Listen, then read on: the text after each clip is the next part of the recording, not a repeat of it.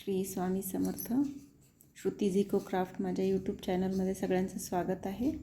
आज आपण एक नवीन रांगोळी बघणार आहोत. हा आहे लाकडाचा एक छोटासा तुकडा. आपण फर्निचर वगैरे बनवतो ना, तर त्याच्यामध्ये कटिंग करतो तर त्याच्यामध्ये असे शेप्स निघतात. तर याच्यातलेच माझ्याकडे भरपूर सारे शेप्स होते, तर मी त्याच्यापासून एक काहीतरी करावं म्हटलं म्हणून एक रांगोळी तयार करायचा प्रयत्न केला आहे. कशी वाटते आहे तर ते तुम्ही नक्की बघून मला सांगा. आता हा जो लाकडाचा एक छोटासा तुकडा कटआउट आपण घेतलेला आहे, याच्यावर आपण एक कपडा लावणार आहोत आणि कपडा लावून ते कसं दिसतं हे तुम्हाला दाखवते आता. तर कुठल्याही आपल्या आवडीचा एक कपडा लावून घ्यायचा आणि आपल्या आवडीची लेस इथे लावून घ्यायची. तर ही लेस मी अशा पद्धतीने लावली आहे. मी असं निळसर हिरवट अशा रंगाचा एक कपडा लावून घेतलेला आहे आणि हा कपडा लावल्यामुळे काय ना, तो असं अतिशय दिसायला सुंदर आणि आपल्या आवडीचा रंग आपण लावू शकतो आणि परमनंट रांगोळी होते. याच्यात मी दुसऱ्या प्रकारची एक लेस लावलेली आहे.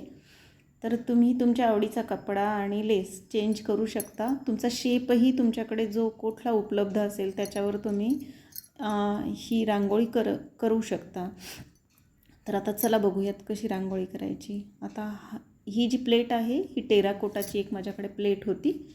तर या प्लेटमध्ये आपण काय करूयात, एक छानसा एक रांगोळीचा रंग टाकून घेऊयात आणि त्यामुळे ती अजून कशी छान दिसेल याचा प्रयत्न करूयात. तर आता मी लाल रंग इथे टाकून घेत आहे आणि हळूहळू ही रांगोळी अशी इंटरेस्टिंग होणार आहे. तर तुम्ही व्हिडिओ नक्की शेवटपर्यंत बघा. तर लाल रंग टाकून झाला आहे आणि आपण ज्या पाकळ्या तयार केल्या होत्या त्या पाकळ्या आपण प्रत्येक त्या ह्याच्या भोवती, प्लेटच्या भोवती लावणार आहोत.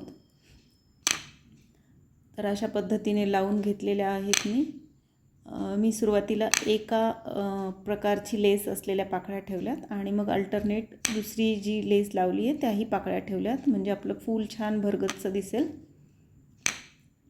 तर अशा पद्धतीनं एक एक पूर्ण पाकळ्या लावून घ्यायच्या आणि ह्याचं विशेष म्हणजे काय आहे ना, हे तुम्हाला हलवता येतं. तुम्हाला पाहिजे तसं नंतर ॲडजस्ट करता येतं.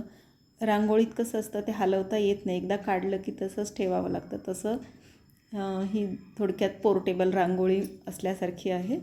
तर ही प्रत्येकाला करायला खूप सोपी आहे आणि ही रांगोळी आपण आता संक्रांतीसाठी करणार आहोत ना, त्यामुळे आपण काय करूया की याला अजून थोडंसं छान डेकोरेट करण्यासाठी माझ्याकडे अशा स्टीलच्या वाट्या आहेत. तर या पद्धतीनं आपण ह्या स्टीलच्या वाट्यांमध्ये गहू किंवा तांदूळ आपल्या आवडीनुसार भरून घेऊयात आणि अशा पद्धतीनं ते भरल्यानंतर असं दिसेल. आणि हे प्रत्येक पाकळीच्या मध्ये आपण त्याला एक एक वाटी आपण ठेवून घेणार आहोत आणि मग ते कसं दिसतंय ते एक एक त्याचा पुढे जाईल रांगोळी तशी एक एक छान छान त्याच्यात ॲड होतं आहे. तर दिसायला ते अजून इंटरेस्टिंग दिसायला लागतं. तुम्ही बघू शकता. आणि आता संक्रांत आली आहे, तर तुम्ही ही जी कटआउट्स आहेत ना, हे वेगवेगळ्या पद्धतीनं पण अरेंज करू शकता. आता त्या वाटीमध्ये गव्हावर आपण एक छोटीशी सुपारी ठेवूयात आणि त्याचा अजून लुक छान दिसेल. पूर्ण सगळ्या सुपाऱ्या आपण ठेवून घेणार आहोत प्रत्येक वाटीवर एक अशा पद्धतीनं. आणि मग कसं दिसतंय ते तुम्हाला लक्षात येईलच. इतकं सुंदर दिसतंय ते. आणि तुम्ही पाहिजे तशी डिझाईन बनवू पण शकता की तुम्ही त्याला चेंज करून वेगवेगळे आकार देऊ शकता. आता माझ्याकडे एक सुंदर छोटासा करंडा आहे, तो मी सेंटर पीस म्हणून मध्यभागी ठेवणार आहे, कारण संक्रांत म्हणले की हळदी कुंकू करंडा आलाच. तर कशी वाटली माझी रांगोळी तुम्ही नक्की मला कमेंटमध्ये सांगा.